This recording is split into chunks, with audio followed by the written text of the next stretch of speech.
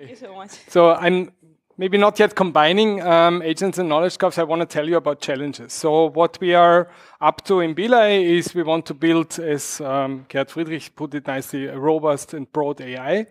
And Robert said the talk should basically have a vision. I want to start more with the challenges. Yeah. So this challenge is inspired by a keynote by Georg Gottlob 2 weeks ago at the Semantics conference, and also by GPT's broad announcement that they will create a PhD level artificial intelligence with the last release. So is this already the case? So you might not be able to read this, but what this actually is 2 attempts to ask current LLMs about my own top 10 publications. Yeah, so that was the same case that Georg Gottlob did. So maybe I'm not as famous as Georg Gottlob. That's why it does mistakes. But Georg made similar examples. So for instance, what the LLMs get wrong is it adds papers that I've never written. Actually, the papers exist, but they've added me as an author, so it's actually quite nice, yeah. And then when I ask for top 10 publications, it put some like just abstracts that it found somewhere in my top 10 publications. I mean, nice, but maybe that's also not the case. So still, if you look at this problem, what actually the LLM does, that's actually a chat to your data problem, right? Somebody mentioned this in one of the talks, right? So you want to build applications where you can chat to a database, because what's behind is a database. Actually, the model is looking up Google Scholar and DBLP.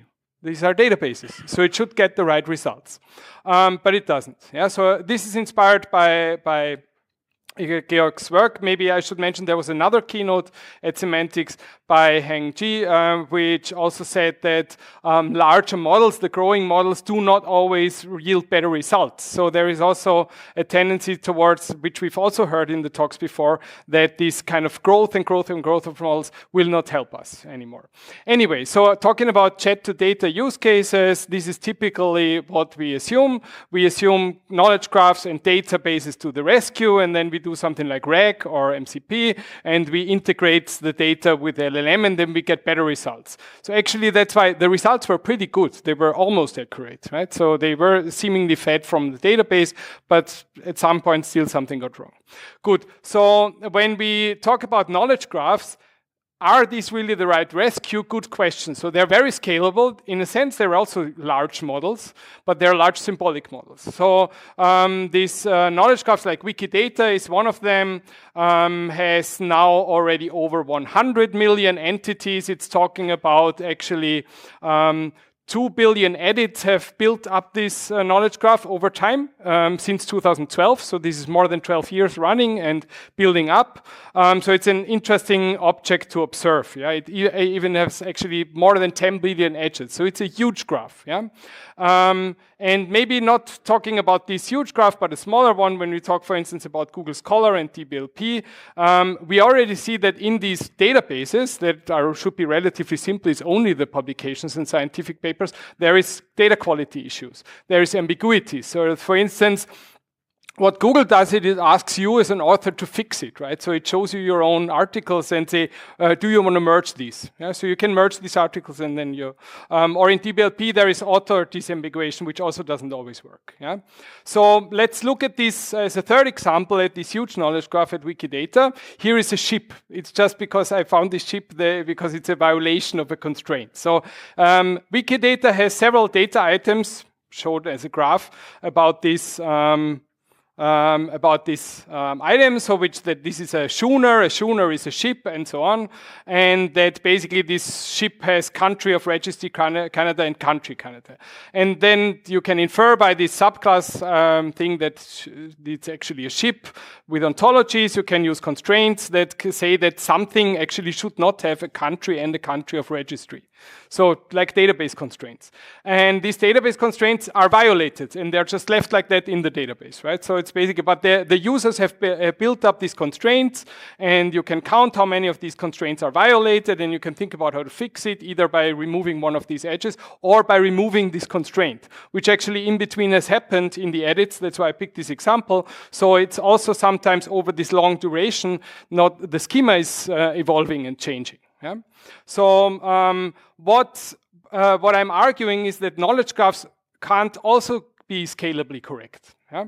Because they are modified by collaborative editing, they are fed in by multi-sourced automatic extraction, and knowledge is distributed and evolving. So remote changes affect consistency, ontologies evolve as well, and I have very little time, so I will not tell you what we did work on that already, but we have several papers where we looked into symbolic representations of these constraints, learning how to repair them, not yet learning, but actually just using symbolic methods for repairs, for instance. And we're having some forthcoming works where we try to do this in learning with our BilAI partners. What we thereby want to do is we want to build neurosymbolic systems to repair these knowledge bases and make them better. So we have a pretty good idea of understanding of how to engineer neurosymbolic systems. So this is a study by my colleague Marta Sabu, also from WU, who analyzed hundreds of papers about typical architectures to build better engineering methods.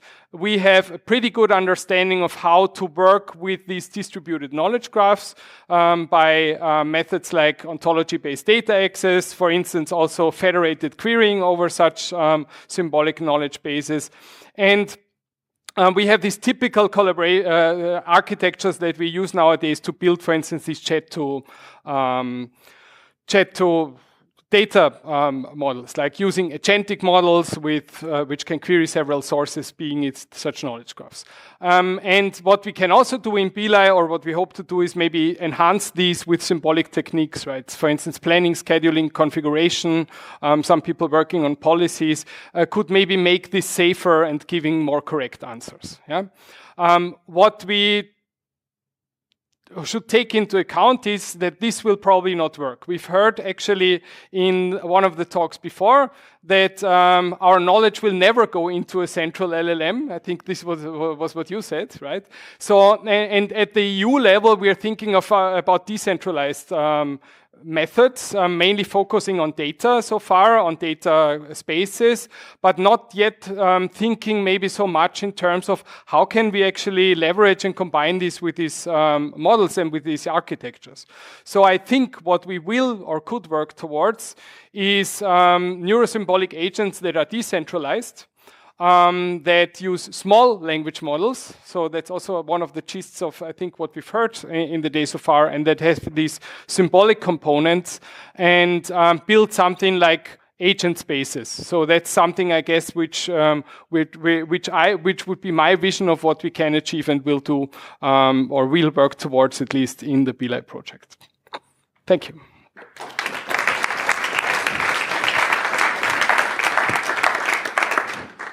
Do we have questions?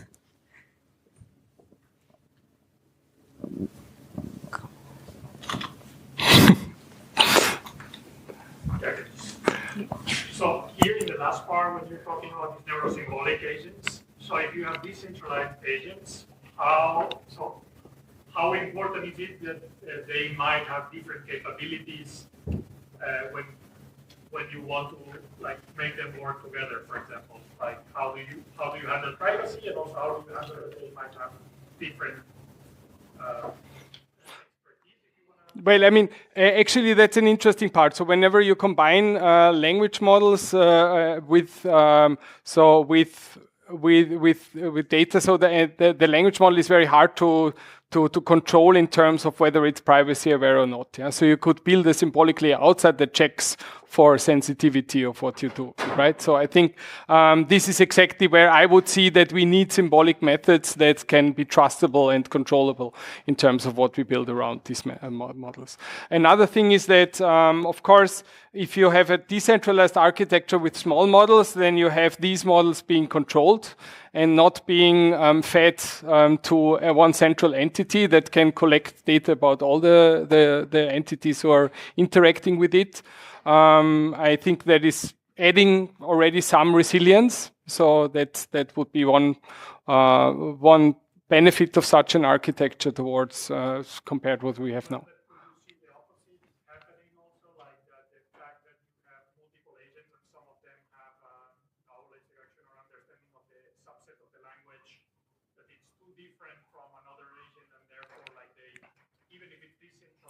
Yeah.